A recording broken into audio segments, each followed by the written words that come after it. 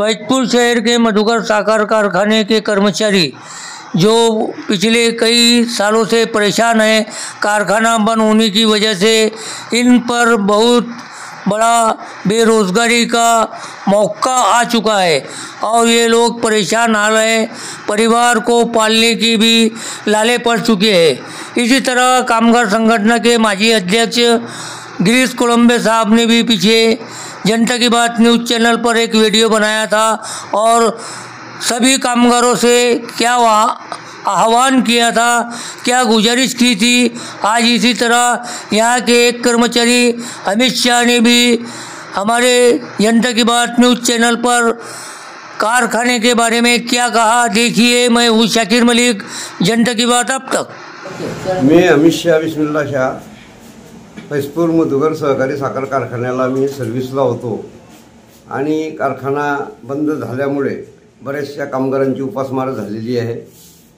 कोणत्याच राजकीय पक्षाने कारखान्याच्या कामगारांकडे लक्ष दिलं नाही, फक्त प्रयत्न चालू राहिले, हे सांगत राहिले। शेवटून कारखाना विकला गेला आणि कामगारांचं जे थकीत पेमेंट आहे ते अजूनपर्यंत मिळाले नाही। सेवानिवृत्त झालेल्या कामगारांचे पैसे अजूनपर्यंत मिळाले नाही, फंड अजूनपर्यंत भरला गेला नाही। त्यामुळे कामगारांवर अतिशय वाईट प्रसंग आलेला आहे।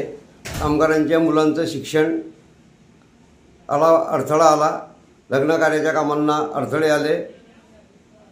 ज्याही वेळेला आम्ही सर्वांकडे गेलो, युनियनच्या माध्यमातून सर्वांकडे लेखी अर्ज दिले, परंतु त्यांनी सांगितलं हो आमचे प्रयत्न सुरू आहे, प्रयत्न चालूच आहे।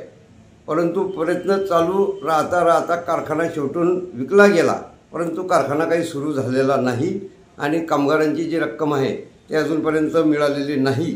तरी याला जबाबदार कोण आहे आणि ह्या कामगारांचं त्याच्यावर चालणारा उदरनिर्वाह हा सुद्धा बंद झालेला आहे, रोजगार बंद झालेला आहे आपल्या यावल रावेर परिसरातील।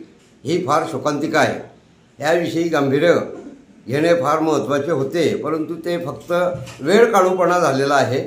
कोणीच त्याच्याकडे लक्ष दिलेलं नाही, नियोजन शून्य सगळं काम झालेलं आहे। त्यामुळे येणाऱ्या प्रसंगाला आलेल्या 2024च्या लोकसभा इलेक्शनला मतदान नाटोला करायचं, कोणाला करायचं हाही एक प्रश्न उभा आहे। त्यामुळे या कामगारांसाठी कोणीच पुढे आलं नाही, त्यांना कोणत्याच प्रकारचं सहकार्य केलं नाही। आजपर्यंत कामगार फक्त आशेवर जीवन जगतोय, आज मिळतील उद्या मिळतील, जी राहिलेली रक्कम आहे त्या